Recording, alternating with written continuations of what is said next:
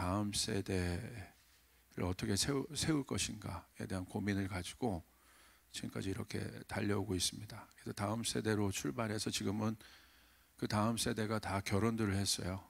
결혼들 해서 이제 자녀를 갖게 되고, 그래서 축이 자연스럽게 이제 가족으로 3세대 목회로 전환이 됐습니다. 그래도 여전히 이제 다음 세대에 대한 마음들이 많이 있고, 그래서 그런 고민들이 있어서 이제 오늘 그 주제가 이제 미래 목회인데, 이 부분에 대해서도 다음이 미래잖아요. 그것에 대한 고민들을 이제 하게 된 거죠. 그래서 오늘 제가 나누는 것은 사실은 뭐 우리 이 교계뿐만이 아니라 지금 이 코로나 이후에 그 일반 쪽에서도 다음에 대한 고민이 되게 많은데, 제가 봤을 때 답은 없다고 봅니다. 답은 없다고 보고 저희가 잘 찾아가야 되는 과정인 것 같고, 그래서 이런 담론의 장이 필요한 것 같습니다. 뭔가 이게 답이다라고 하는 것보다는 내 고민, 내 생각, 또 아까 또 장창현 목사님께서 좀 대화하는 가운데 그런 얘기 해주셨는데 좋은 것 같아요. 내 위치가 어디냐, 우리가 어디냐, 그런 것들을 서로 좀 좌표를 점검할 수 있는 그런 시간들. 저분도 나랑 똑같은 고민들을 하고 있구나. 그런 담론들이 되게 중요한 장인 것 같습니다. 제가 그 C.S. 루이스랑 톨킨을 참 좋아하는데, 왜 이분들 좋아하냐면 이분들 통해서 엄청난 많은 작품들, 또 좋은 영향력들이 또 세상에도 많이 알려졌잖아요. 근데 이 두 분이 아주 가까우셨어요. 그래서 아마 책으로도 나온 걸 아는데, 그러니까 톨킨과 루이스의 대화라는 책이 있습니다. 그러니까 항상 모여서 영국의 아주 작은 찻집에 모여서 항상 그 어떤 뭐 결론이 없죠. 사실은 많은 고민들에 대한 그 이야기들이 사실 작품으로 이어진, 사실 답은 우리의 현장에서, 우리의 골방에서 씨름해야 되지 않겠습니까? 예. 이제 그 부분이고, 이 부분은 아마 좀 그런 부분들을 우리가 좀 같이 고민하는 그런 시간들이 되지 않을까 싶습니다.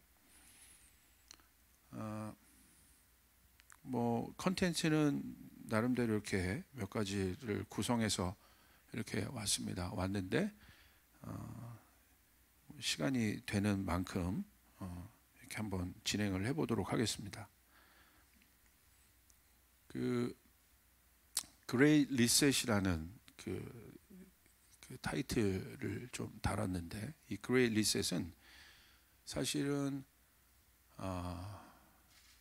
다른 말로 얘기하면 재편이죠. 완전히 재구성된다는 거죠.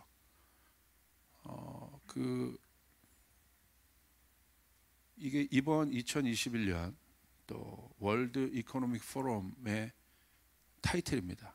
그레이 리셋. 그러니까 세상은 이미 결정한 것 같아요. 지금 판으로는 갈 수가 없다. 좀 결정을 한 것 같습니다. 그래서 여기서 말하는 건 기존 거를 개발해서 가겠다는 게 아니고요. 이제 코로나 때 제가 봤을 때 제일 그 당황한 부분이 뭐냐면, 우리가 해왔던 모든 예측이 막혔다는 거예요. 그러니까 그 어떤 때보다도 미래에 대한 예측이 활발했고 그렇게 진행됐지 않습니까? 그런데 그대로 된 게 아무것도 없죠. 그냥 정지돼 버렸죠. 그러니까 빠른 것 같아요. 이거 이 판 갖고는 안 되는 거구나. 다시 말하면 예측을 할 수 없다는 건 불안하다는 겁니다. 불안하다.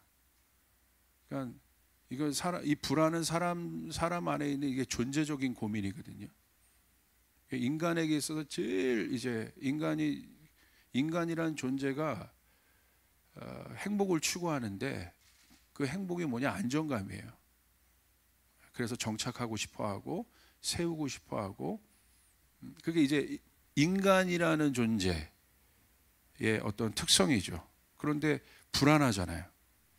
불안하니까 이게 아마 심각한 고민 가운데 있었던 것 같습니다. 그래서 이 세상은 이런 담론들을 지금 나누고 있는데, 저는 미래에 대한 이야기이지 않습니까? 저희가 미래에 대한 이야기인데, 성경만큼 미래를 명확하게 이야기하고 있는 곳이 있을까? 미래를 너무 미래가 명확하죠. 창세기부터 계시록까지 너무 정해져 있는 미래가 사실 있지 않습니까? 예수님의 재림까지.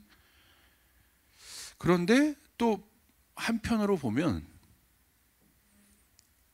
미래에 대해서, 그러니까 성경에서 말하는 미래는 뭐냐, 그러니까 우리 인생의 미래, 우리 교회의 미래, 우리 사역의 미래, 이것에 대해서 되게 관심이 많고, 성경도 사실은 그것에 대한 관심이잖아요. 그런데 성경에서 바라보는 미래는 뭐냐, 저는 이 부분에 대한 굉장히 중요한 질문들이 있어야 된다고 봅니다. 왜냐하면 예수님께서는 미래를 또 염려하지 말라고 했거든요. 내일 일을 걱정하지 말라고. 그럼 어떻게 보면 또 그 말은, 예수님께서 그렇게 말씀하신 건 미래에 대해서 무시하는 것들이 아니라, 성경에서 말하는 미래는 제가 봤을 때 현실입니다. 현실. 오늘. 그러니까 결국 오늘을 말하기 위해서 미래가 있는 거예요. 그러니까 다시 말하면 오늘이 없는 미래는 없다는 거예요. 그러니까 우리가 미래에 대한 고민들은 엄청나게 하는데, 이 고민은 역설적으로 오늘을 고민하라는 거예요. 오늘을. 그 오늘이란 것은 무엇입니까? 일상입니다. 일상. 이 일상의 중요성. 지금 코로나 때 뭐가 깨진 거냐면 일상이 깨진 거예요.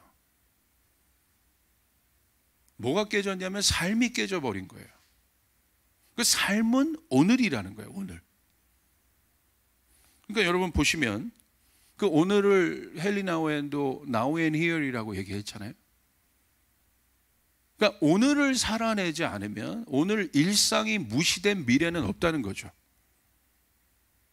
그러니까 우리가 미래에 대한 엄청난 담론들을 얘기하는데, 이 말은 다시 말해서 오늘 내가 처해진 이 일상을 내가 어떻게 바라볼 거냐. 사실 목회라는 것도 삶에 대한 것 아니겠습니까? 인생이란 것이 오늘 나의, 우리가 이제 목회가 사람들이 모인 것인데, 말 그대로 사람들의 생이 모인 곳인데, 근데 그것에 대한 고민인 거지, 사실은 이게 어떤 미래 뭐가 어떻게 될 거냐, 이렇게 될 거냐, 이렇게 될 거냐에 대한 거는 아니라는 거죠. 굉장히 현실적인 거죠. 그래서 오늘 사람들이 힘들어하는 이유는 뭐냐면, 오늘의 삶에서의 의미와 행복을 발견할 수 없는 거예요. 그게 힘든 거예요. 교회 나와도 행복하지 않고, 이거 해도 뭘 가져도 행복하지 않는, 다시 말하면 찾을 수 없는 겁니다. 의미를 찾을 수 없으니까 이게 어느 고민으로 들어갑니까? 굉장히 존재적인 고민 가운데 들어요. 아, 내가 왜 살아야 하느냐, 뭐 때문에 살아야 되느냐, 이 고민들이 굉장히 깊어지는 거죠 지금. 그래서 우리의 삶의 의미와 행복과 이런 것들을 오늘 내가 사는 이 일상에서, 오늘에서 이것을 찾을 수 없다면 뭐가 필요하냐면 리셋이 필요한 거죠. 교회가 그 일에 대해서 답을 줄 수 없다면, 코로나를 차지하고서라도 오늘 성도들 안에 그 의미를 줄 수 없다면, 교회가 그 메시지를 찾을 수 없게 해준다면, 제가 봤을 때 이 삶 자체를 해석을 할 수가 없고, 그렇게 됐을 때 어떻게 됩니까? 미래에 대한 논의가 무슨 의미가 있겠습니까?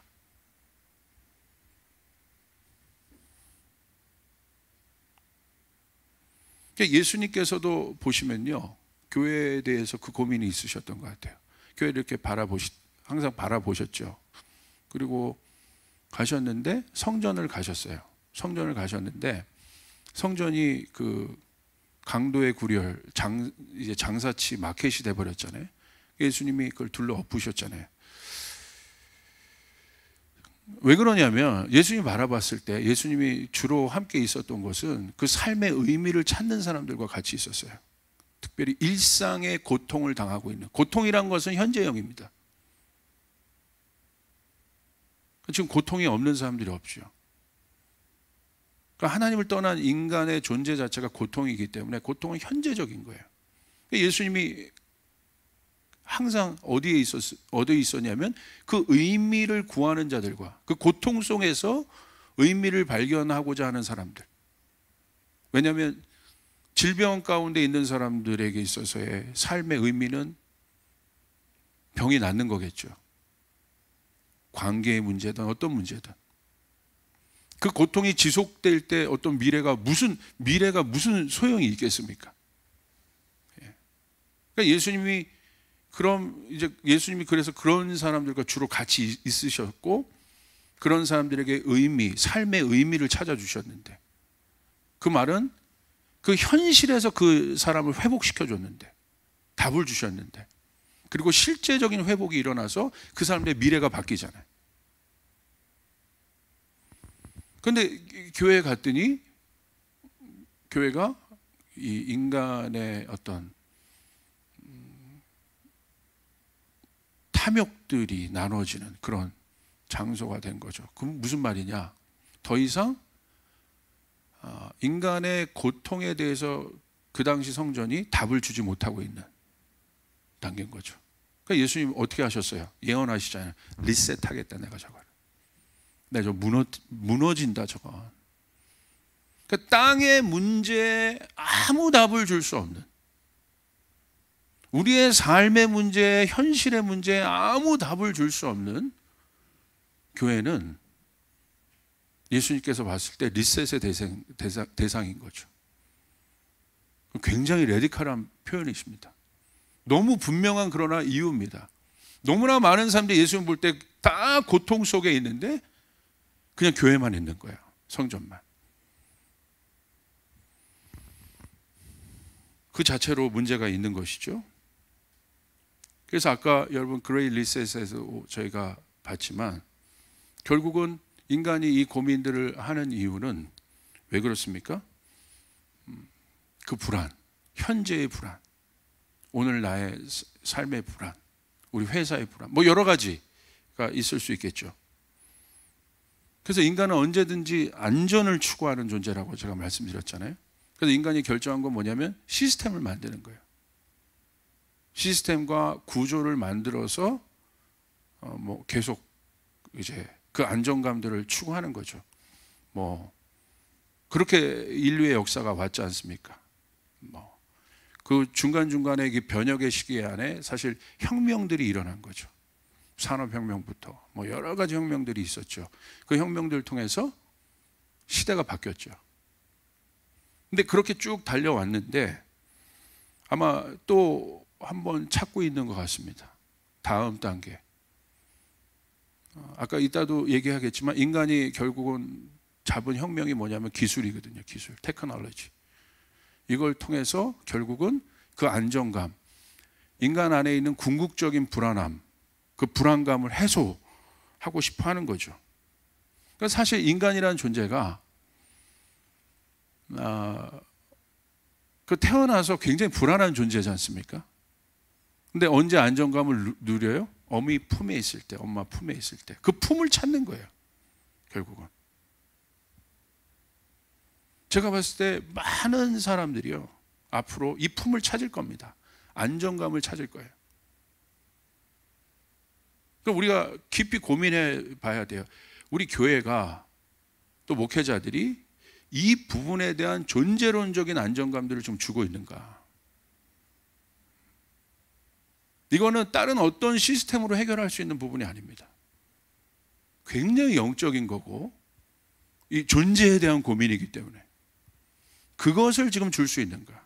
그것이 인간 존재 안에 있는, 내면 안에 있는 엄청난 그 두려움이, 그 불안함인데 그런 것들을 다른 것들로 이제 포장해 왔을 뿐이죠. 근데 그것이 다 드러난 거죠. 그래서 리셋 시키겠다는 거예요. 그것에 대해서 현실, 삶, 일상에 대해서 아무런 답을 찾을 수 없는 인간은 다시 불안해지기 시작한 겁니다. 빙의 문제죠, 사실은. 이런 속에서 교회가 가져야 될 메시지가 너무나 명확한 거죠. 우리가 뭘 준비해야 될지에 대해서. 사실은 시스템으로 대처하는 부분이 이제 세상이 잡은 건데, 다음 판을 열겠다. 그래서 뭐 가상 공간도 열고 뭐도 다 열겠다 하지만, 사실은 시스템의 문제가 아니라 사람의 문제인 거죠. 존재 자체, 빙의 문제인 거죠. 그러니까 보세요. 시스템이란 것은 어떤 사람이 있느냐에 따라 정해집니다. 시스템 자체가 문제가 아닌 거예요. 항상 사람이 문제였죠. 에덴 동산이라는 시스템이 얼마나 완벽합니까? 얼마나 좋은 구조입니까? 하나님이 우리에게 허락하신. 여기보다 행복한 세상이 어디 있어요? 예. 저도 오늘 여기 올 때 뭘 입을까 고민하며 왔는데, 고민하지 않아도 되고, 얼마나 좋아요. 완전 자연 그대로. 그런데 에덴이 문제가 아니라 에덴을 타락시킨 인간이 문제인 거죠. 구조의 문제가 아니라 그 구조를 유지시키지 못하고 발전시키지 못하고 번성시키지 못하고 생육하지 못하게 했던 사람, 다시 말하면 플레이어의 문제들인 거죠. 교회라는 구조의 문제가 아닌 거예요. 플레이어의 문제인 거예요. 사람의 문제인 거예요. 바벨이라는 시스템의 문제겠습니까? 우린 바벨이라는 시스템 자체를 보지만 그 바벨을 구성하고 있는 구성원이 누구입니까? 사람 아니게 사람. 어떤 사람입니까? 하나님을 대적하는 사람들이죠. 그런 사람들이 모인 곳이 바벨인 거예요. 우리가 그림에서 보는 높은 탑이 바벨이 아니라 하나님을 대적하는 사람들이 모인 곳이 바벨인 거예요. 사람의 문제라는 거죠. 그러니까 이 모양은 얼마든지 우리의 눈속임으로 바꿀 수 있는 거예요. 그러니까 저는 지금까지 목회를 해왔을 때 이 부분에 대한 고민이었던 것 같아요. 저희 교회가 외형적으로는 그런 시스템적으로 또 시대적으로 그런 것들 굉장히 잘 고민해서 달려왔지만, 사실은 그 안에 있는 플레이어들, 사람에 대한 고민이 없이는 그 시스템들이 무용지물인 거예요. 예를 들어 이런 겁니다. 저희 교회 그 음악 전공자들이 굉장히 많습니다. 많은데 이 음악 전공자들이 항상 요구하는 것들이 있어요. 뭐냐면 좋은 시스템을 요구해요. 물론 좋은 시스템을 알죠. 있으면 좋죠. 편하죠. 근데 편한 것 뿐이에요. 효율성? 조금 안 좋은 악기보다 좀 좋은 악기로 치면 조금 더 도움이 되죠. 그것 말고 없는 거예요. 그 본질이 아닌 거예요. 지금 저희 교회에서도 개척 10년이 넘게 처음으로 제가 지금 그 교회 말고 한 공간을 빌려서 한 1억 원 가까이를 좀 투자하고 있는데 시스템을 만들어주고 있어요. 연습 공간을. 지금 만들고 있는 거예요. 10몇 년 지나서. 처음에 그런 시도들이 몇 번 있었던 적이 있었는데 결국 그렇게 시스템 만들어 봤는데 결국 제가 깨달은 건 사람이 준비되지 않으니까 금방 변하더라고요. 왜 지금 만드냐? 이제 사람이 준비된 거예요. 사람이. 예배자들이 준비가 된 거예요. 마음이. 그런데 이렇게 준비된 사람에게는 뭘 갖다 줘도 좋겠다. 그 다음부터 그러니까 사람이 준비되었는데 이제 악기가 좋은 악기가 붙으면 어떻게 되겠습니까? 폭발적인 이제 어떤 효율성들이 나타나는 거죠. 그 전까지 굉장히 힘들었어요. 그 한 명을 세우기 위해서. 다시 말하면 이 시스템을 유지시키는 한 명을 세우고. 여러분 보십시오. 다윗이라는 사람이 얼마나 위대했습니까? 이 한 사람이 섰을 때 다윗 왕국 안에 있는 이 시스템들이 하나님을 경외하는 곳으로 돌아갔죠. 그런데 어떻게 됩니까? 그 어마어마한 그 다윗의 업적도 솔로몬 때 가서 어떻게 되겠습니까? 보여지는 시스템에 대한 문제가 굉장히 중요하지만 사실 우리 안에 있는 미래에 대한 고민은 사람에 대한 고민인 거죠. 그러니까 성경은 이 사람에 대해서 관심이 있어요. 왜냐하면 하나님의 형상이기 때문에 우리들이. 이게 굉장히 본질적인 이야기 같지만 아마 현장에 가신 분들은 결국 이 고민인 거죠. 준비가 안 된 사람에게 여러분 뭐 몇 천만 원짜리 악기를 사준들 뭐합니까? 그게 뭐에 쓰일 수 있겠습니까? 그게. 준비가 안 된 사람에게 어마어마한 성전이 무슨 소용이 있겠습니까? 보여지는 게. 근데 우리가 뭔가를 생각할 때는 항상 인간이 뭐부터 생각하냐면 그거 먼저 생각하는 거예요. 그러니까 못하는 거예요. 그러니까 사실은 이 부분에 대해서 왜냐하면 하드웨어나 시스템이 주는 엄청난 거짓말들이 있거든요. 그렇게 되면 잘할 것 같고 아니죠. 성경이 관심 있는 건 난 너에게 관심이 있다는 거예요. 너에게. 제가 목회를 하면서 제가 제 영성을 지킬 때 가장 제가 위기를 느낄 때가 뭐냐면 하나님과의 친밀감이 떨어질 때입니다. 내가 결국 하나님의 음성은 저의 사역의 어떤 것도 아니고 이것도 아니고 하나님의 음성은 나는 너에게 관심이 있다는 거예요. 목회자. 그러니까 어떤 제가 아는 존경하는 목사님도 목회학을 강의를 요청하셨는데 가만히 보니까 이분이 목회 구단이신데 대학원에서 강의 내용을 바꾸신 거예요. 목회학이 중요한 것이 아니라 목사론이 중요해요. 목사학. 목회라는 방법이 중요한 것이 아니라 어떤 목사가 서 있을 것이냐. 여러분 아마 그런 경험하신 분들이 있잖아요. 똑같은 환경인데 만약에 담임 목사님들도 어떤 부교육자에게 뭘 맡겼는데 어떤 사람이 들어가면 그 부서를 막 세우고 살리는 사람이 있어요. 어려움에도 조건이 없음에도. 그런데 똑같은 환경인데 누가 들어가면 어떻게 됩니까? 막 이게 이제 국수 말아 먹듯이 너무 잘 말아 먹는 분들이 후루룩 그냥 순식간에. 제가 고민을 한 거예요. 시스템 문제냐 이거? 뭐가 문제냐?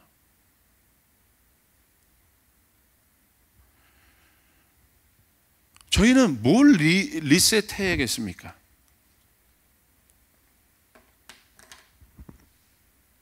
우리가 리셋할 것이 무엇이겠습니까? 저는 성경의 리셋은 제가 봤을 때 그것은 본어게인이라고 생각합니다.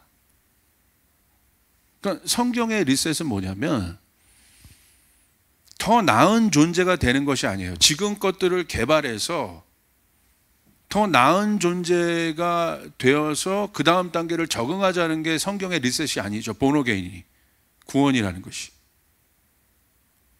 성경의 리셋은 무엇입니까? 완전히 다른 존재가 되는 거예요.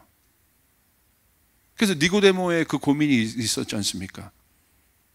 완전히 거듭나야 한다. 다른 존재가 돼야 된다.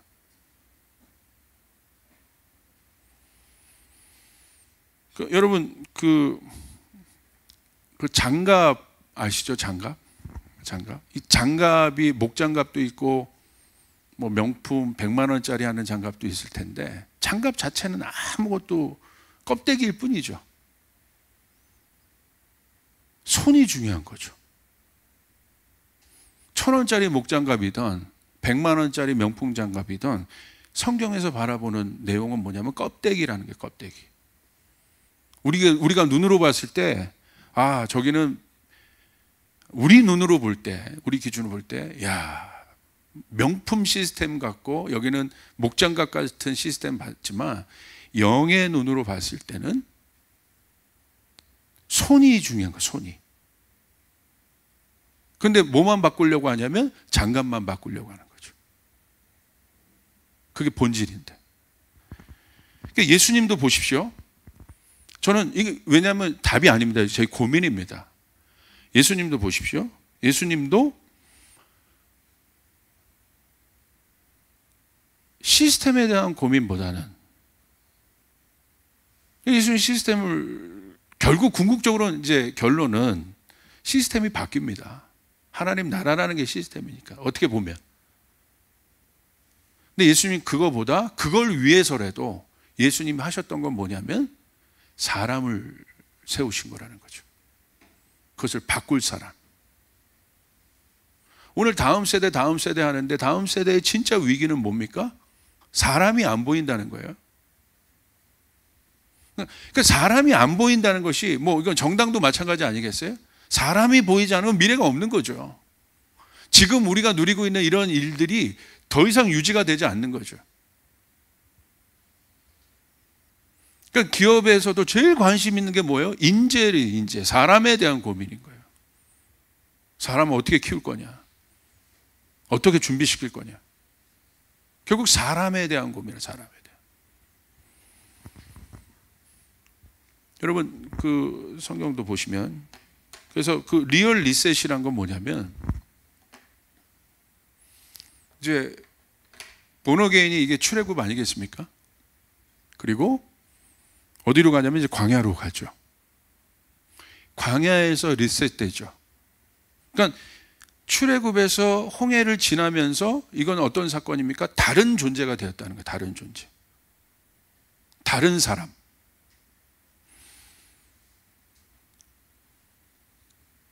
이 광야라는 곳은 어떤 곳이냐면 여러분 뭐 잘 아시겠지만 가치와 본질이 재정렬이 일어나는 곳입니다. 그러니까 여러분 사실 교회의 타락은 어디에 있겠습니까? 오늘 우리의 이 고민은 사실은 담론적, 저는 이제 첫날도 여조국 목사님이 본질적인 것을 던지셨고 저도 이 시간이 아마 좀 그런 시간이고 뒤에선 이제 프랙티컬한 것들이 더 나올 거라고 저는 생각하는데, 오늘 사실은 우리의 변화가 온전히 되지 못하는 이유는 세상적 욕망이 지금 섞여 있는 거거든요. 세상적 욕망이. 여전히 내가 하나님 나라에 가 있으면서도 이집트적인 욕망이 있는 거예요. 세상 애굽적인 생각이 있는 거예요. 그게 혼합되어 있는 거예요. 계속. 그게 혼합되어 있으니까 하나님께서 어떻게 하십니까? 광야로 들어가서 그들의 생각 자체를 리셋해 버리시는 거예요. 근데 그럼 여러분 광야는 어떤 곳이겠습니까? 일상입니다. 삶이에요, 삶. 왜냐하면 광야에서의 미래는 없습니다. 왜? 하루만 살 수 있어요. 하루를 살 수 있는 은혜를 받지 않으면 그 다음 단계의 미래는 없는 거예요. 쟁여놓고 살 수가 없습니다. 예측하며 살 수가 없습니다.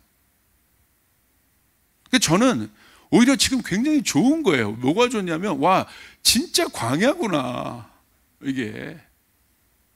지금 어마어마한 레슨을 하나님께서 우리에게 해주고 계시는구나. 우리가 어떤 존재인지를 하나님이 가르쳐 주시는구나. 교회가, 하나님의 사람들이 어떤 존재인지를 하나님이 그 어떤 때보다도 강력하게 얘기하고 계시는구나. 그러니까 광야가 여러분 만나 매출하기 하루, 구름기둥, 불기둥 딱 인도한 만큼 가야 되고, 그러니까 그 일상을 40년을 살아내게 하신 거예요. 미래가 없는 일상을 하루하루 주님과 교제하면서, 주님을 구하면서. 근데 결국 어떻게 됩니까? 그렇게 해도 못 들어가잖아요. 그러므로 우리에게 있어의 미래는 가나안 같은 미래를 생각할 수 있을 텐데, 약속을 생각할 수 있을 텐데, 사실 이건 심각한 고민으로 들어가는 거죠.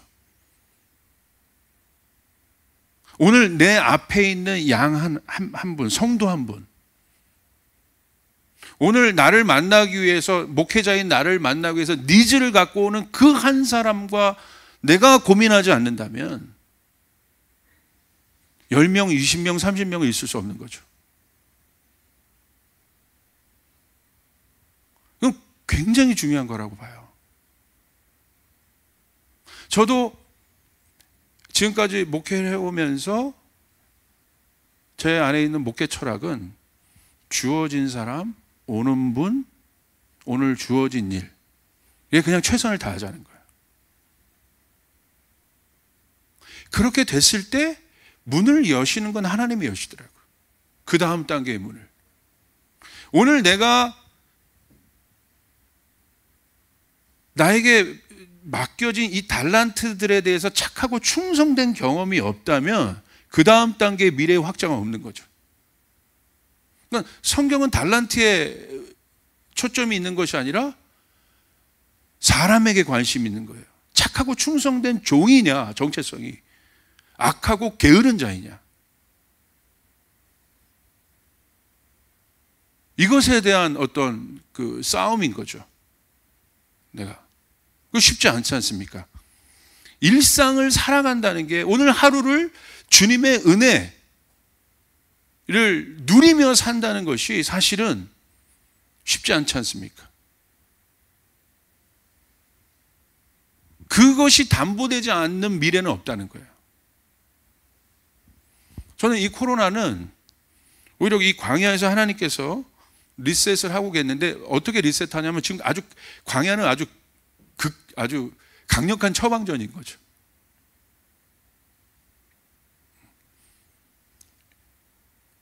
여러분, 지금을 어렵게만 보지 마십시오. 정말 광야입니다. 주님 우리를 훈련시키시는 거예요, 지금.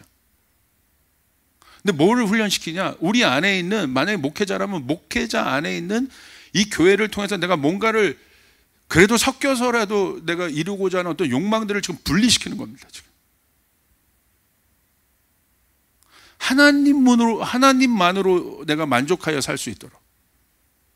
여러분, 무서운 건 뭐냐면요, 어느 정도 단계에 가면 이 부분이 훈련되지 않으면 하나님 없이도 목회할 수 있습니다. 성령 없이도 교회 성장시킬 수 있습니다. 그럼 사실 무서운 거 아니겠습니까? 그 중세시대 교회들이잖아요. 얼마든지 누릴 수 있었고 강력할 수 있었어요. 근데 광야는 보세요, 세상의 가치가 0이 되는 곳입니다. 그러니까 세상에서는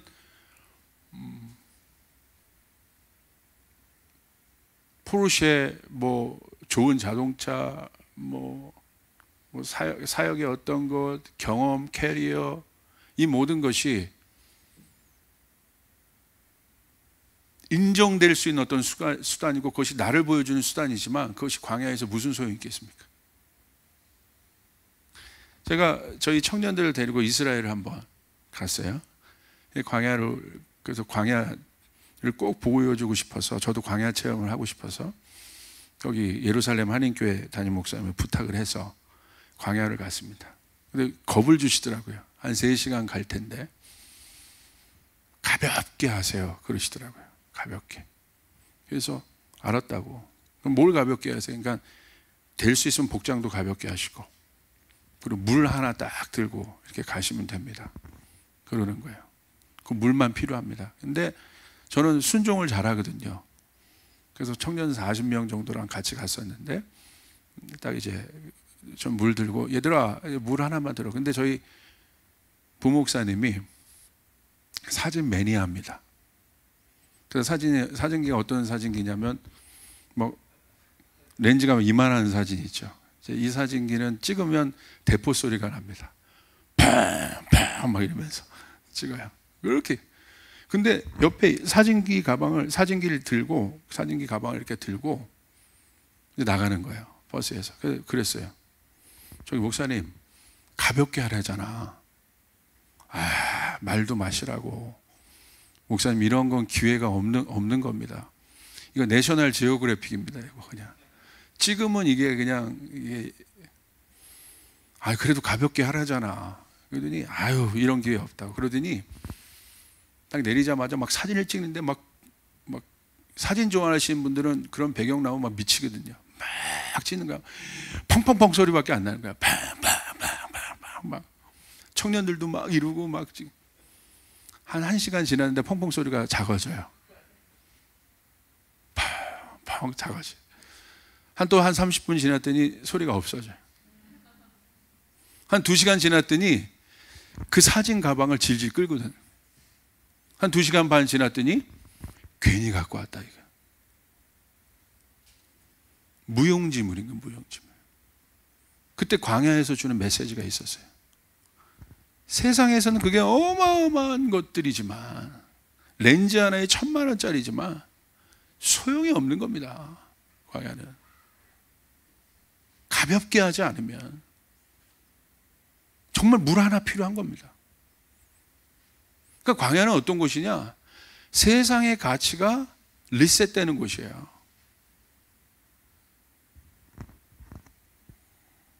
그래서 엄청 후회를 하시더라고요. 광야가 미르바 말씀이란 뜻 아니겠습니까? 거기서 비로소 사람들은 하나님의 말씀을 들을 수 있게 되죠. 저는 지금 그거라고 보고 있습니다. 광야, 일상의 삶이 중시되는 곳, 우리의 삶이 가장 현실적인 장소라고 생각합니다. 그런데 교회는, 오늘 교회의 위기는 뭐냐? 그 일상의 문제에 대해서 답을 줄 수 없는 거예요. 여전히 성도들은 고통 가운데 있는데, 이 시대에 이 땅의 문제들이 너무 많은데 이 땅의 문제에 어떤 답도 줄 수 없는 거예요. 환경 문제부터 해서 너무 많은 땅의 문제들이 있지 않습니까? 이 땅의 문제에 대해서 담론조차도 형성이 안 되어 있습니다. 예수님이 이 땅에 오신 것은 이 땅을 바꾸기 위해서 오신 것인데, 회복하기 위해서. 그러니까 사실은 완전히 분리되어 있죠. 그러니까 이 분리된 이 이질감들이 굉장히 교회를 이 땅에서 생존하기 어렵게 하는 거예요. 사실은 그러니까 교회를 보면서 전혀 공감이 안 되는 거예요. 그러니까 땅의 문제에 대해서 분리된, 성도의 삶에서 분리된 교회는 공감력을 잃어버렸습니다. 그러니까 여러분, 예수님 자체가 말씀이신데, 그분의 말씀이 우리의 가운데 공감이 되는 이유는 무엇입니까? 그분이 땅으로 오셨고 우리 옷을 입으셨기 때문에, 고통이 뭔지를 아셨기 때문에 공감이 되는 거죠. 그러니까 앞으로 미래는요, 공감력인 거예요. 이 분리된 것. 그러니까 이 종교의 특징은 뭡니까? 공감력이 없는 거예요. 사람이 죽어가요. 근데 율법의 기초에서 내버려 두는 거예요. 고통당하는 사람들.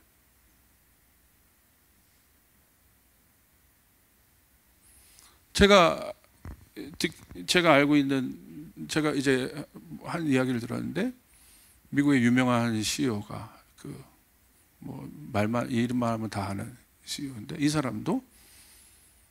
사람의 인식의 사고가, 한 기업이 사실 마이크로소프트인데, 이게 거의 이제 구글이나 이런 데가 나타나면서 가다가 여기가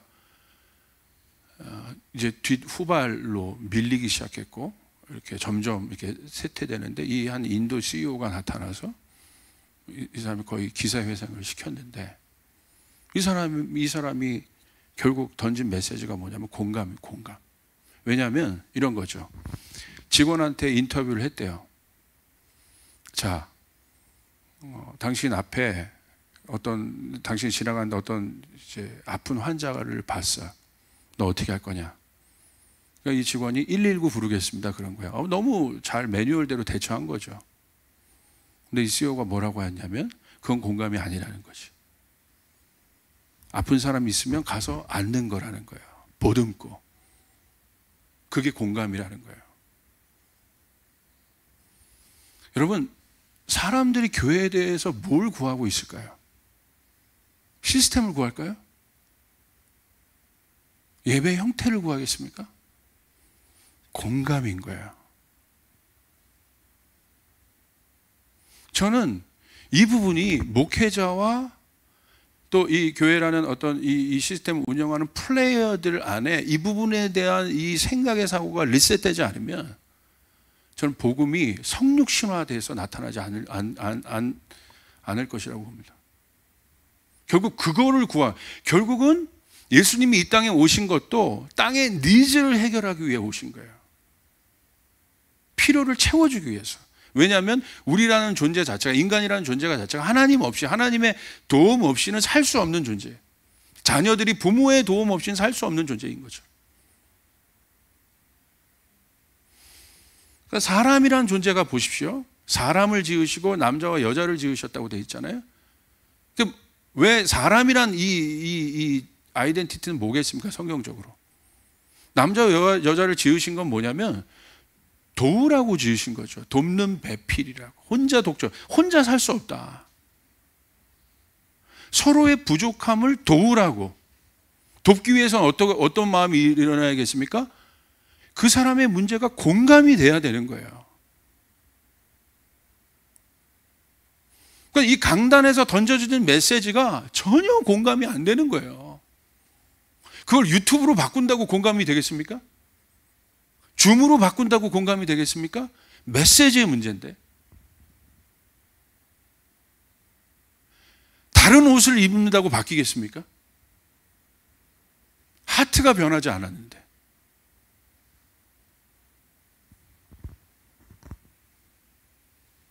이것에 대한 도전이 뭐냐면 현실이 주는 어마어마한 유혹이 있습니다.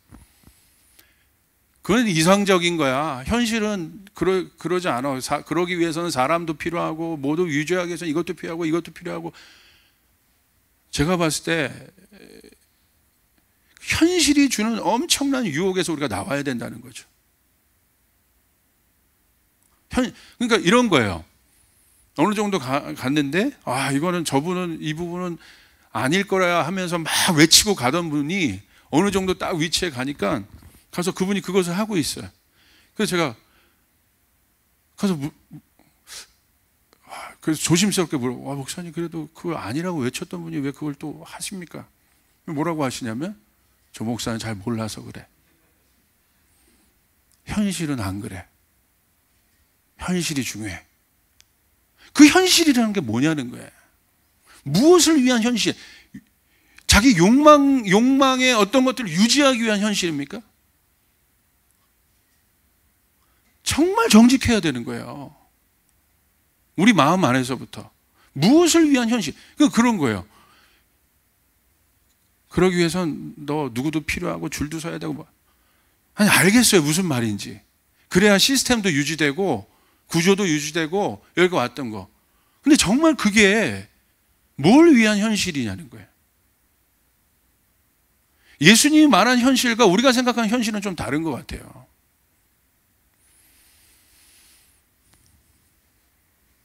그곳에서 현대인들의 관심은 뭐냐면요, 지금 나에게 관심이 있습니다. 나.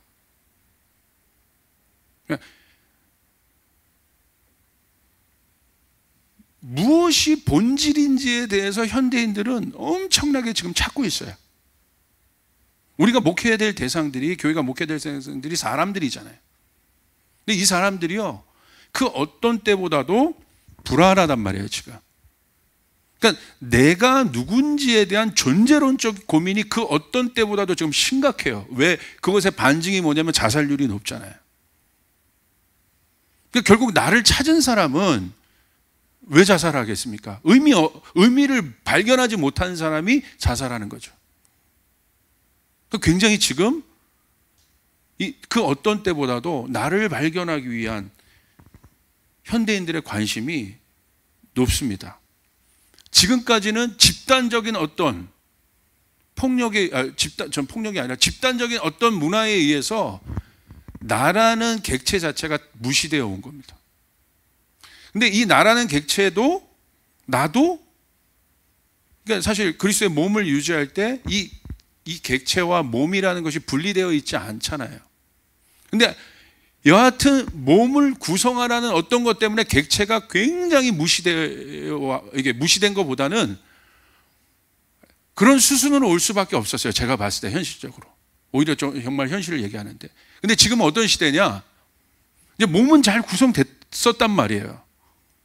근데 지금 이제 그 몸이 깨지면서 흩어지면서 뭐가 보이기 시작하냐면 객체들이 보이기 시작하는 거예요, 지금. 지금은 그 어떤 것보다 하나님은 흩으시는 거죠.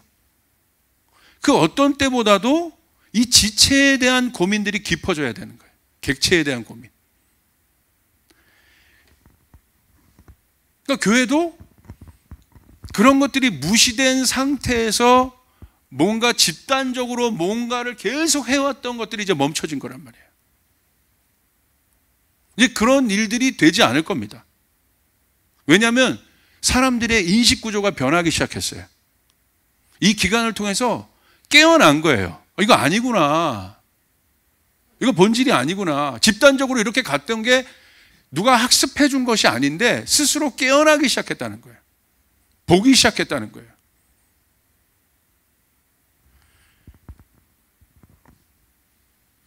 그러니까 그런 집단적으로 객체가 무시된 이 집단성 위주로 가는 어떤 그런 모양이 뭐였습니까? 종교죠.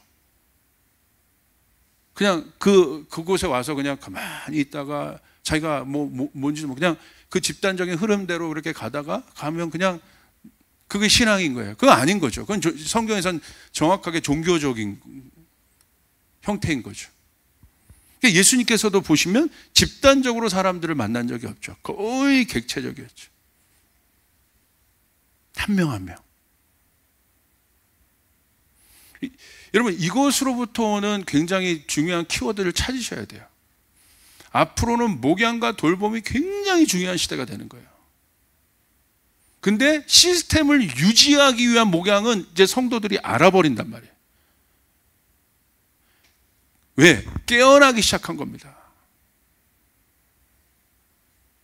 제가 봤을 때 하나님이 광야에 넣어서 리셋시키니까 다 깨어나는 거예요, 지금. 저는 오히려 좋은 징조라고 보고 있습니다. 여태까지 우리가 그런 시스템에서 숨겨왔던 그 모든 것들이 이제 워킹하지 않는다는 것을 이제 알게 됐다는 거예요. 이제 거절할 수 없는 물결이라는 거예요, 이 변화는. 다시 말하면 저는 어떤 때보다도 기회인 게 그 존재적인 나를 찾고자 하는 그 존재적인 갈망은 뭐냐면 결국 하나님에 대한 갈망이에요. 그 어떤 때보다도 갈급합니다. 근데 이런 존재론적인 고민이 깊어진 이때 다른 어떤 것들을 갖고 간다면 얼마나 또 우리는 또 이게 온도 차이가 있는 겁니까? 분리된 마음들로 나가는 겁니다.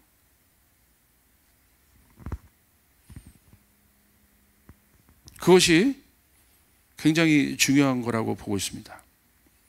그렇기 때문에 저는 now, 지금은 어떤 곳이냐? 지금은 진짜를 향한 목마름과 갈망이 증가되고 있고 그것을 교회에게 요구하고 있다. 라고 저는 지금 생각하고 있습니다. 그러니까 이제는 제가 얘기했던 그 3S는 뭐냐면 be real, 진짜가 돼야 된다, 진짜. 보시면 여러분 앞에서도 어저께도 많이 이제 그런 미래사회에 대해서 얘기하겠지만 앞으로는 여러분 보십시오. 이성과 합리성과 지성이 사실은 제가 그 영국의 프랑스의 계몽주의 있지만 영국의 계몽주의에 대해서 좀 이렇게 유심히 바라봤던 이유가 있어요. 그건 왜 그러냐면 영국의 계몽주의, 지성과 이성과 합리론과 경험론이나 이런 것들이 막 대두됐던 이유가 영국 교회 안에 타락이거든요. 거기서부터 오는 어떤 반지성주의, 반이성, 그렇게 막 종교화돼서 사람들 막 컨트롤하고 가고 그런 것들에 대해서 강력하게 그걸 거부하며 나왔던 것들이 그런 건데, 그런 것들이 사실은 굉장히 중요한 어떤 흐름들을 형성을 했었죠. 한국교회도 제가 봤을 때 어떤 보니까 비슷한 흐름들을 간 거예요. 막 이렇게 부흥사 목사님 위주로 막 갔던 부분들이 있어서, 그러나 이제 이성과 지성 또 이런 훈련 이런 것도 중요하니까 이것도 막 갔다가 지금 딱 왔는데 어디에 와 있냐면, 이제 지성과 이성이 뭘로 다 대체되고 있냐면 기술로 다 대체되고 있는 거죠. 사실 굉장히 심각한 단계죠. 그러니까 요즘에 뭐 앱 하나만 갖고도 여러분 원문들 다 찾아볼 수 있고 좋은 강의 다 볼 수 있고, 이제 사람에게 있어서 지성과 이성이 굉장히 중요한 시대가 되었는데, 이제 앞으로는 지성과 이성이나 이런 모든 것들도 아닌 거예요. 이게 이제 기술이 다 대체해버리고요. 신학교도 이미 온라인 스쿨들이 다 나오고 오픈소스 돼서 다 이런 나누기 시작하고 모든 것이 개방되어 나눴는데, 누가 내가 뭘 예전처럼 교수님이 옛 강의 노트 갖고 뭔가를 끝까지 갖고 갈, 그것이 어떤 뭐가 될 수 있겠습니까? 아닌 거죠. 다 오픈되어 있는데. 사실은 미래는 쓸모없는 인간에 대한 어떤 고민들이 있는 거죠. 이것들이 실제적인 고민인 거죠. 이 기술이 좋긴 하지만 반면에 직장도 잃어버리고, 이것이 우리 현대의 삶 안에 있는 고민들 아니겠습니까? 다시 말하면 뭐냐면, 제가 왜 이걸 또 강조하냐? 존재론적인 이 이슈들이 계속 대두되고 있다는 거예요. 흐름 가운데. 이 존재적인 이슈들은 형태로 깰 수가 없습니다. 이게 영적인 것들이고요. 나를 찾는 일에요, 이제 자발적으로 사람들이 움직이기 시작했어요. 이게 마치 뭐가 묶였던 것들이 막 풀어 헤쳐진 것처럼 사람들이요, 보세요. 자기 개발, 자기 강의, 자기 개발이나 또 그런 쪽으로 자기를 학습하고 자기를 뭔가 디벨롭 할 수 있는 그런 부분들에 대한 것들이 지금 뭐 강의로도 매진을 하고 있고요. 자기 개발서, 자기를 찾는 일, 철학서, 인문학서들, 그 어떤 때보다도 이게 니즈들을 보셔야 된다는 거예요. 뭐에 관심이 있는지. 그것에 대한 엄청난 목마름이 있는 거예요, 현대인들 안에. 너무 외롭고 너무 힘드니까, 너무 두렵고 안 그런 척 하는데 너무 불안해요. 왜 영끌에서 아파트 사겠습니까? 너무 불안한 거예요. 너무 두렵고. 그 불안함과 두려움은 결국 존재에 대한 불안함. 이것에 대한 답을 누가 줄 수 있겠습니까? 아파트가 줄 수 있겠습니까? 지금이야말로 교회가 대안을 제시해야 될 때다. 저는 그렇게 보고 있습니다. 아멘? 예. 근데 우리 교회에서도 이런 강의를 하는 친구들이 있는데, 강의가 막 매진돼요. 뭐 여행 강의도 그렇고, 랜선, 뭐 미술 강의 이런 것들이 물어봐요. 과연 잘 될까라고 해서 제가 그 청년한테 물어봤더니 너무 잘 된다는 거야. 왜냐하면 직장 끝나고 할 일들이 없대요. 그러니까 자기 개발을 하고 자기를 찾는 어떤 이런 쪽에 강의들이 엄청나게 소그룹 강의들이 매진을 하거든요. 누가 봐도 굉장히 추상적인 것 같지만 특별히 인문학적인 미술 강의, 예술 강의 이런 것들, 우리 고민을 해야 되는 강의들 너무 많은 거죠. 너무 더 잘 되고 있다는 거예요. 근데 교회는 뭘 던지고 있습니까?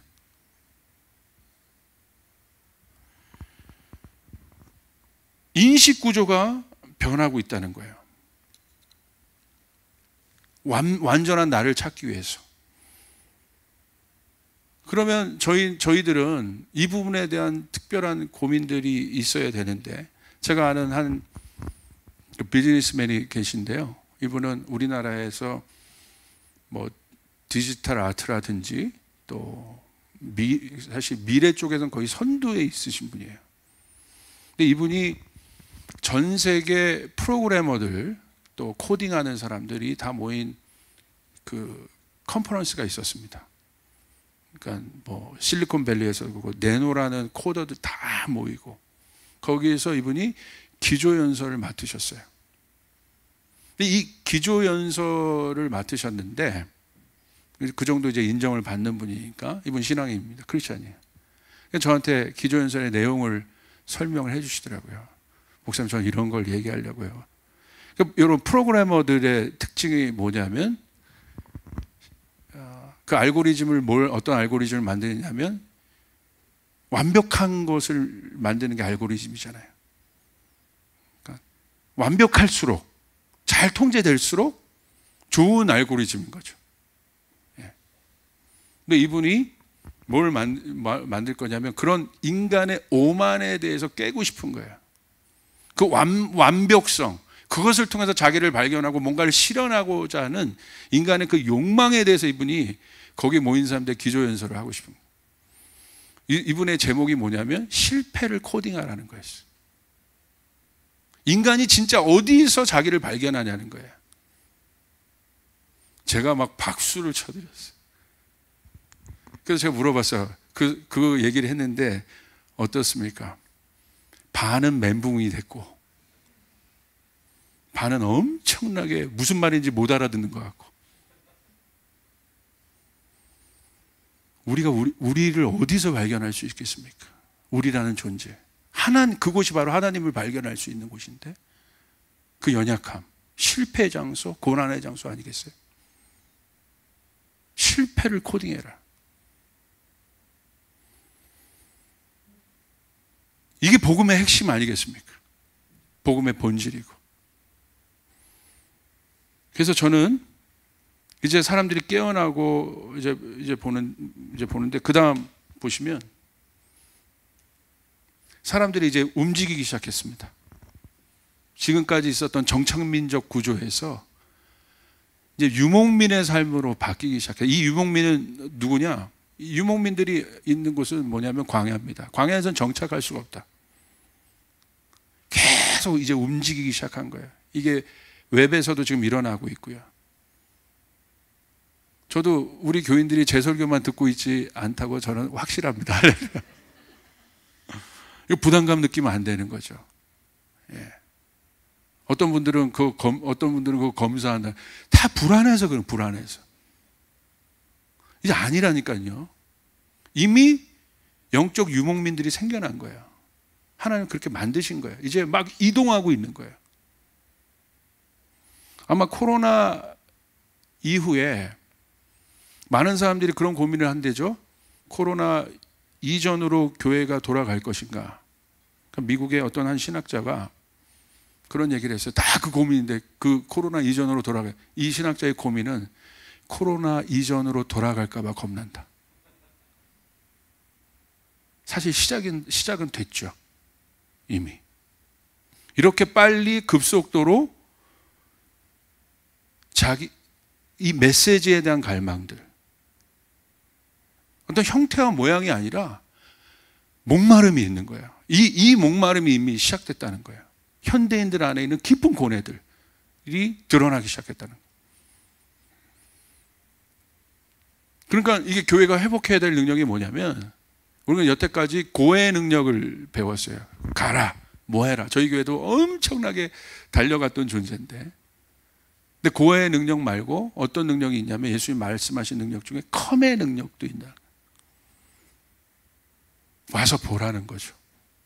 목마른 자는 오라는 거죠. 우리가 가서 해결할 수도 있지만 그 현대인들 안에 있는 엄청난 목마름과 갈망들을 해결하기 위한, 이게 비단 코로나 문제뿐만 아니라 제가 봤을 때 왜 이 코로나가 좋은 기점이냐면 이제 움직이기 시작했다는 거예요. 그 이동들이 시작됐다는 거예요. 근데 여기다 대고 우리가 다른 어떤 형태들을 가지고 자꾸 된다면 그것보다 우리가 더 중요한 건 무엇입니까? 사람인 거예요, 사람. 우리가 어떻게 준비되어 있을 것이냐. 그래서 사람들 안에 이제 다 리얼을 붙이기 시작했어요. 진짜 교회가 뭐냐. 우리가 여태까지 생각했던 교회의 개념들이 바뀌는 거죠. 본질적인 고민들, 그리고 리얼 패스터, 목사가 아니라 그냥 뭐 신학교 나왔다고 다 목사입니까? 가 아니라 진짜 목사가 누구냐, 그리고 진짜 예배가 뭐냐, 다 이제 리얼을 붙이기 시작했다는 거예요. 저희 교회 밤이나 낮이나를 지은 레베카 왕이라는 간사가 저희 교회 예배 인도자인데, 얼마 전에 장신대에 나온 분인데 장신대 분들이랑 같이 녹음을 했더라고요. 근데 교회 제목이 진짜 교회 진짜 성도 이런 거예요. 근데 많이 불려지고 있어요 지금. 그걸 보면서 와, 리얼에 대한 갈망들이 있구나, 진짜에 대한. 그래서 여러분, 그렇게 될 때 이 구조의 변화는 필수적인 거죠. 흩어지고 작아지고 영적해지고. 이걸 얘기하면 또 이 구조적인 부분들을 이제 고민이죠. 이것도 얘기하면 되게 또 그렇지만, 하여간 리얼만이 풀 수 있는 모든 것들을 형태가 바뀌어줘야 된다. 구조도 작아야 되는 이유는 무엇입니까? 흩어져야 되는 이유는 무엇입니까? 형태의 또 다른 전환이 아니라 이제는 그런 객체들을 만날 수 있는 그런 소그룹이 사실은 굉장히 지금 어렵지만 그런 단계 가운데 있는, 정말 벌써 목사님들도 10명 모여서 회의하자면 안 되잖아요. 진짜 교제는 3-4명 밥 먹으면서 할 때 진짜 교제가 일어나고 하는 것처럼 벌써 10명 모이면 이게 안 돼요, 이게. 그러니까 진짜 실질적으로 다 바뀌어야 되는 거죠. 그래서 저는 그 누구보다도 이 사람이 중요하다, 저는 보고 있습니다. 거대 신상 앞에선 다니엘이라고 제가 좀 얘기했는데, 이건 뭐냐면 지금 오늘 현대인들 안에 있는 갈망들이 이겁니다.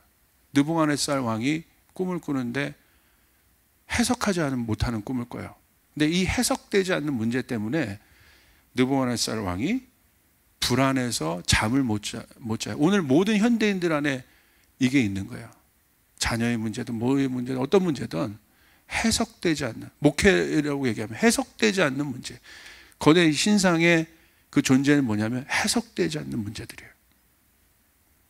코로나도 그와 같을 수 있습니다. 그런데 세상의 지혜로 풀 수가 없습니다. 내가 꿈 하나를 꾸었는데 그 꿈을 알 수가 없어 마음이 답답하다, 불면증에 시달려요. 오늘 현대인들이 잠 못 자는 이유가 뭐냐면 해석되지 않는 문제들이 너무나 많기 때문에.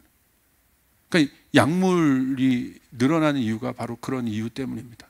마틴 로이 존스가 의학과 치료라는 책에 보면, 제가 20년 전에 읽은 책인데 마지막으로 갈수록 약물, 그분이 의사잖아요. 약물 복용이 늘어날 거다. 그러니까 감을 못 잡았는데 지금 딱 무슨 말인지 알겠어요. 강남만 가도 수면제 없이 잠 제대로 자신 분이 없어요. 다 뭐에 의존하고 있지. 하나도 부족할 것이 없는 것 같은. 느부갓네살 왕은 세상 그 당시 최고의 왕 아니었겠습니까? 그런데 해석되지 못한 거예요. 다니엘이 어떻게 했습니까? 다니엘이 주님께 이 일들을 풀어달라고 간구했죠. 그리고 다니엘이 뭘 받았습니까? 메시지를 받은 거예요. 메시지입니다. 이게 교회의 본질인 거죠. 그 메시지를 준비하느냐 못하느냐에 따라 우리의 목회가 달라지겠죠.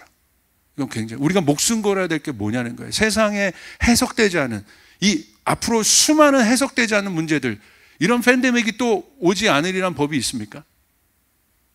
해석이 안 되는 문제들 앞에 있을 때 우리가 결국은 우리가 붙잡아야 될 건 뭐냐면, 다니엘이 붙잡은 건 메시지인 거죠.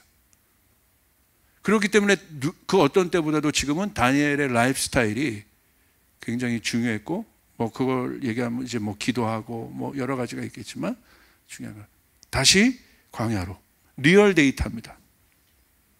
지금까지 이제 갖고 있었던, 미래는 이제 데이터의 시대인데, 이 데이터가 여러분 이제 분별해서 보십시오. 데이터를 왜곡하고 속일 수 있는 시대입니다. 얼마나 많은 사람들이 이 데이터, 왜곡된 데이터를 보고 있습니까? 유튜브도 보면요, 왜곡된 데이터를 가지고 자기 조회수를 늘리거나 이런 사람들 너무 많아요. 지금 검증이 안 됩니다. 데이터라는 것 자체에 맹신하고 있는데 이 데이터를 왜곡시킬 수 있다. 그럼 우리는 어떤 데이터를 가져야 되느냐? 제가 장 목사님이 그래도 이 사역을 하신 게 귀한 게 딴 게 아니라 본인의 경험 속에서 나온 실제적인 데이터죠. 그렇다고 그것만 해서 옳다고로 우리는 말하진 않지만, 그러나 그 실제적으로 살아낸 데이터들이, 그 경험들이, 이론과 많은 것들이 있지만 그것들이 내 삶 안에서 우리 성도의 인생이란 게 그거죠. 하나님의 말씀은 인터프리테이션이 아니에요. 해석이 아닙니다. 좋은 설교자는 하나님의 말씀을 해석시켜 주는 것이 아니라 하나님의 말씀을 어플리케이션 하는 거예요. 적용하는 거예요. 할렐루야. 적용되어지는 거예요. 적용되기 위해서는 반드시 자기 안에 그 경험들이 있어야 되는 거죠. 저도 오늘 그래도 열심히 개척하고 목회를 할 수 있었던 건, 제가 섬겼던 부교육자 때 교회가 완전히 가난한 개척교회였어요. 거기서 청년 9명을 시작해서 그 교회에서 어른 성도가 100명이 안 됐는데 1년 만에 120명이 넘어갔어요. 거기서 얻었던 데이터가, 그 경험이 제가 맨 땅에서 개척을 할 때 실제적인 데이터가 됐다는 거예요. 왜냐하면 그때 제가 개척할 때 선배들이 와서 그랬거든요. 왜냐하면 저희 막 2시에 예배하고 친구 사무실에서 개척하고 뭐 방법들이 있잖아요. 근데 뭐 개척하려면 모두 있어야 되고 모두 있어야 돼. 그런데 그냥 제가 했던 건 뭐냐면 예배하는 것밖에 없었거든요. 예배할 때 사람들이 부흥했었으니까, 간절하게. 청년들 막 그 개척교회일수록 봉사들을 더 많이 하니까 주일날 청년 예배 시간 5시에 모이면 다 자고 있는 거야. 그래서 제가 제안했어요. 야, 이렇게는 예배 아니잖아. 우리 진짜 예배를 드리자. 그래서 제가 토요일 날로 바꿨습니다, 예배를. 그랬더니 반발이 일어나더라고. 주일도 하루 종일 교회 봉사하는데 토요일 와서도, 아니 그럼 예배다운 예배를 우리가 드리자. 와서 졸지 말고. 그래서 토요일 날로 바꿨더니 한 3-4명 나오더라고요. 근데 그 3-4명을 두고 제자 훈련을 시작했어요. 강력하게 한 명 한 명. 근데 나중에 거기에 부흥이 일어나기 시작해요. 토요 예배만 100명이 넘게 나왔어. 거기 있었던 제자들, 그 경험. 예배하면 되는구나. 제 친구가 와서 예배하라고 해서 제 친구 사무실에서 예배를 했어요. 거기서 예배하는데, 예배하는 거 봐. 뭐 형식도 없어요. 그냥 예배하는데 청년들이 오는 거예요. 그럼 청년들이 예배하다가 오면 뭐 합니까? 배고프죠. 시간 정해놓은 것도 없습니다. 그 배고프면 짜장면 사줘요. 그 짜장면을 얼마나 그 청년들이 처먹었는지, 할렐루야. 1년에 250만 원. 짜장면값. 그러니까 한 게 아무것도 없어요. 예배 드리고 짜장면 먹고. 누가 어디 가서 뭐 이런 조이풀교회 개척 어떻게 없습니다. 하도에 아무것도 없었습니다. 그냥 짜장면 먹고 예배하고, 짜장면 먹고 예배하는데 늘어났어요. 100명쯤 늘어나다 보니까 그 다음 단계로 가야 되잖아요. 상가에서 드리는데, 제가 다음 세대 사역을 위해서 부름받은 사람인데 맨날 애들 옆엔 고시원이 있고 옆에는 마사지 집이 있는데 이게 너무 어렵잖아요. 그래서 제가 아이들 보면 맨날 이렇게 뜨겁게 기도하니까 맨날 조용히만 시키는 게 이게 답답했어요. 그래서 하나님, 좋은 공간을 달라고 얘기했어요. 좋은 공간을. 그랬더니 고양시 화정역 1번 출구 앞에 400평짜리 술집 하나가 나온 거예요. 그래서 그게 법적으로 문제가 돼 있어서 그냥 이거 써도 상관없겠다 해서 그냥 불안하지만 보증금 날릴 각오를 하고 거기 들어갔는데, 여러분, 기도 응답대로 400평이면 여러분 좌석으로 1000석을 놓을 수 있어요. 그러니까 마음껏 돌아다닐 수 있는데 제가 달라고 그랬잖아요. 그러니까 애들이 거기서 롤러스케이트를 타고 돌아다니더라고. 기도 응답됐고 마음껏 통성 기도할 수 있는 곳으로 가게 되는데, 거기 뭐라고 그랬죠? 술집이라고 그랬잖아요. 방음공사가 돼 있어요. 그리고 무대가 돼 있고, 청년들이 거기서 막 150명 늘어나니까 어떻게 돼요? 소그룹실이 필요하잖아요. 룸사롱이잖아요. 그러니까 룸이 19개가 나와. 거기서 예배하니까 200명 되고 그러니까 여러분, 뭐 딴 게 아니라 그거죠. 사람. 그때 제가 저희 교회 장년들도 이렇게 오셨는데, 제가 장년들을 오셨는데, 이거 외람된 말씀이지만 제가 다른 교회 가시라고 그랬어요. 왜냐하면 제가 청년 사역을 하니까 장년들을 왜 가시라고 했냐면 돌봐 드릴 수가 없는 거예요. 왜? 제가 거기에 올인하니까. 그래서 언제 장년들을 본격적으로 사역을 하기 시작했냐? 제 제자들이 사람을 결국 그냥 이 수는 언제든지 꺼질 수 있는 거니까 제 제자들을 세우기 시작했어요. 그 제자들도 지금 왔는데, 이 제자들을 세우니까 이 제자들이 청년을 맡기 시작했고, 제가 장년들을 향한 공간이 열리기 시작한 거예요. 그러니까 이제 장년들이 오기 시작하고. 그때 말했던 선배들이 그 당시 있었던 데이터는 뭐냐면, 저희가 2시에 예배한 이유는 뭐냐면 11시에 예배하니까 10몇 명 예배하는데 2-3명 가가지고 밥 짓고 3-4명 이렇게 밥 지으면 가뜩이나 사람 없는데 그러잖아요. 그래서 고민하는 거예요. 그럼 뭘 어떻게 하면 되겠냐? 밥 먹고 알아다. 그래서 한국 교회는 목숨 걸고 11시는 무슨 이게 딴 때 예배면 큰일 나는 거예요. 11시 뭐 이게 그때 깨본 거예요. 10몇 년 전에. 2시에 예배해라. 자고 와. 그래서 했어요. 근데 2시는 제일 졸린 시간이잖아. 근데 자고 오면 안 졸려요. 오히려 다 밥 먹고 오고. 그러니까 재정에 대한 고민도 할 필요도 없었고, 2시에 예배하고, 그리고 뭐라고 얘기했냐면 그때 제가 설교를 2시간 반씩 했어요. 그래서 선배들이 얘기한 거예요. 현대인 설교에는 30분 넘어가면 안 된다. 근데 저는 재주가 없는 거야. 30분 안에 이거 어떻게. 지금이야 노력하지 마. 그 당시에는 열정이 있었기 때문에. 근데 선배들이 데이터를 갖고 다 얘기하는데, 저도 나름대로 목회자 아들 출신이어서 나름대로 데이터가 있거든요. 저희 아버님 목회자고, 장모님 목회자고, 동생 목회자고, 재수 씨 목회자고, 나름대로 이게 성골 출신인데, 네. 몰라서 안 하겠습니까? 근데 제가 봤을 때 아닌 거예요, 그거. 그리고 이런 경험, 진짜 리얼 데이터. 내가 경험한 거. 누가 가르쳐 준 거, 뭐 힐송대로 하면 힐송 좋은 거 모릅니까? 뭐 요즘 젊은이들이 좋아하는 거 모릅니까? 그거 말고 내가 가능한 거, 내가 할 수 있는 거, 내가 경험한 거, 그걸 그대로 옮겨놨을 뿐이에요. 근데 그게 진짜 원동력이 되고 자신감이 된 거죠. 그렇게 됐는데 어떻게 해요? 그렇게 그 선배들이 저한테 야, 그렇게 하면 너 망해 했던 분들이 지금 다 할렐루야. 이렇게 어려워하고 있어요. 사실은 제가 얘기했지만 리얼 데이터, 여러분들의 일상에서 하나님을 경험하는 그 경험들이 너무 중요하다는 거죠. 그래서 뭐 이제 그런 키워드 설정들이 필요하다고 해요. 그래서 저는 구조의 변화라고 이제 얘기했는데, 이 구조의 변화는 결국은 사람을 리포지셔닝 하는 건데, 넘어가겠습니다. 이건 여기서부터 사실 하이라이트였는데 넘어가겠습니다.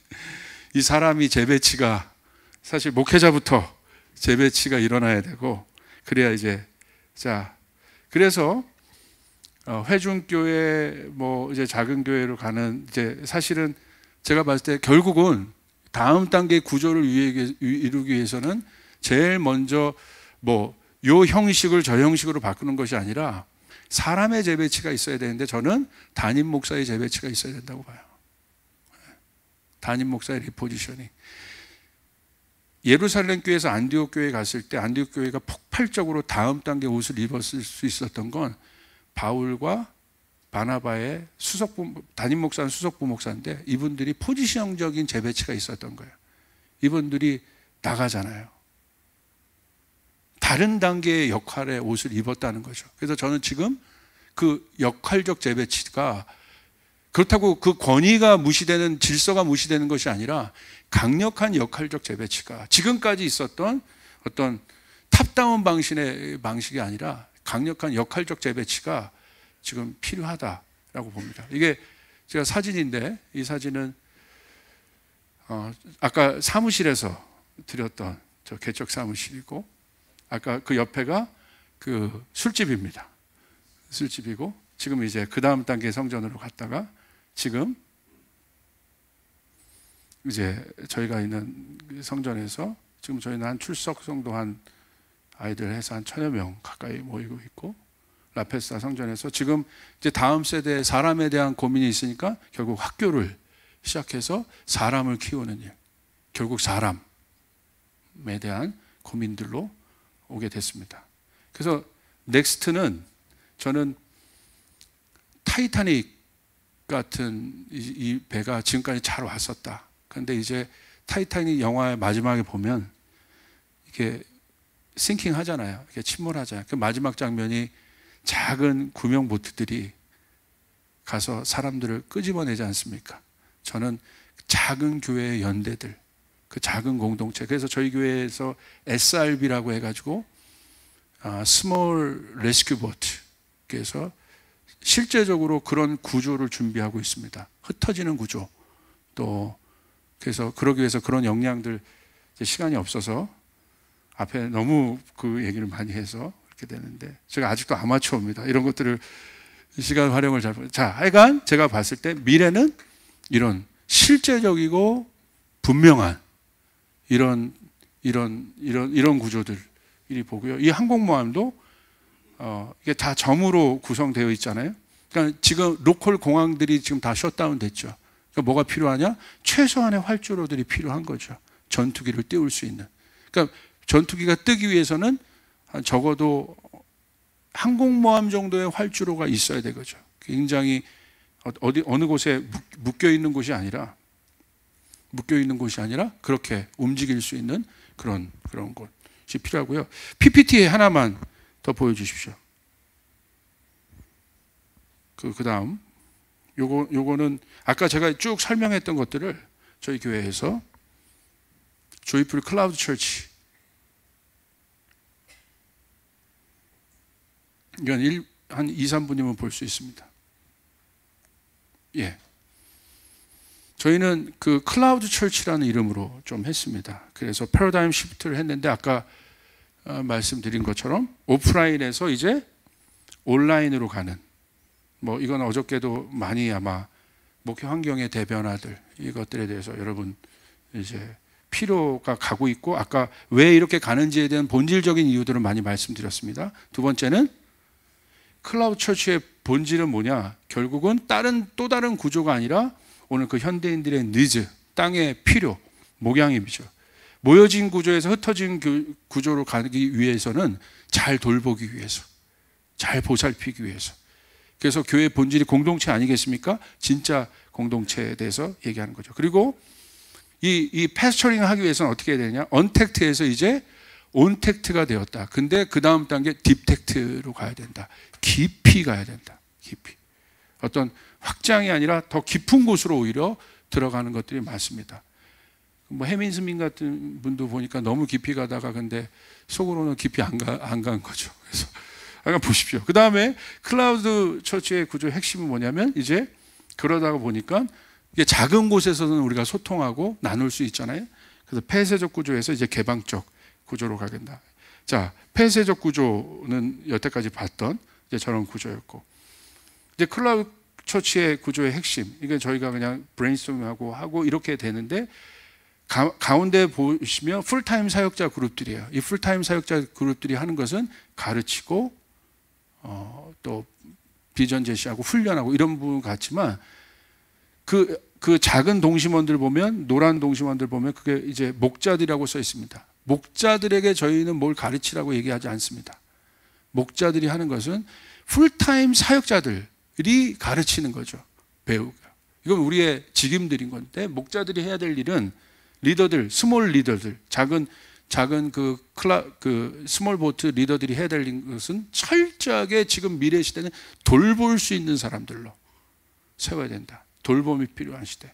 그래서 그렇게 아까 일률적으로 된 것이 아니라 개방적 연결들로 된 것 같고, 저희가 지금 그래서 패스토링 파트랑 사이버 파트 이런 것들을 특별히 우리가 현장에서 얻은 데이터를, 이건 한마디로 말하면 이런 컨셉이에요. 현장에서 얻은 실제적인 경험적 데이터를 사이버상에 옮기는 겁니다. 그냥 말 그대로 숫자 써서 이렇게 하는 것이 아니라, 그래서 그 경험적 데이터가 굉장히 자세하게 올라올 수 있도록 네트워크를 하고 교회에서도 그렇게 운영하고 있습니다. 그래서 클라우드 처치의 운영, 그래서 데이터 수집을 어떻게 할 거냐. 진짜 데이터, 리얼 데이터. 저 성도가, 저 교인이 뭐가 필요한지 진짜 관심을 갖는 거죠. 그것에 대해서 그렇게 되고 이제 이런 여러 가지 프로그램들을 지금 만들어서 또 하나하나 도식화해서 보고 가고 있고, 그 다음에 그런 것에 대한 대표적인 적용이 저희가 힐링 기도회 같은 걸 하는데, 가만히 보니까 교인들 중에 아픈 분들이, 현대인들이 아픈 분들이 너무 많아요. 그래서 이게 단순히 치유 기도회라는 것이 아니라 단순히 그분뿐만이 아니라 그분 가족들도 보면 암 환자들도 엄청 많고요. 그분들을 위해서 저희가 정기적으로 메시지를 녹화해서 그분들에게, 우리 교회 안 다니시더라도 그분들이 어떤 어려운 분들이 있다면 그걸 앞에 찬양 한 곡하고 녹화해서 그분들에게 보낼 때 너무너무 마음의 격려를 받고 어렵고, 나중에 회복됐을 때 이것이 전도와 교회로도 실제적으로 연결을 한다. 그러니까 돌볼 때 지금 돌봄이 필요한 시대라고 저는 생각하고요. 마지막, 클라우드 철치의 과제 뭐 여러 가지가 있습니다. 그래서 아까 얘기했던 대로 이것을 하기 위해서는 사역자들의 역량들이 필요하고, 돌봄에 대한, 사람에 대한 깊은 이해들이 필요하고, 여러 가지 것들이 있습니다. 예. 그래서 저는 여기까지 했는데, 사실은 더 깊이 다룰 부분이 아까 그 역할의 재배치가 됐을 때 사역자들과 목사님들 안에 어떻게 다음 단계 구조의 재배치가 될 거냐. 그래서 그런 부분들은 아마 오늘 얘기했던 것처럼 제가 말한 건 다 담론입니다. 담론이고 고민이고, 지금도 고민하고 있고 실험하고 있습니다. 그래서 그런 부분들에 대해서 냉철하게 질문해 주시고, 또 같이 또 협업하는 가운데, 그래서 이런 장들이 굉장히 필요한 것 같고, 저도 어저께 다 강의를 들었거든요.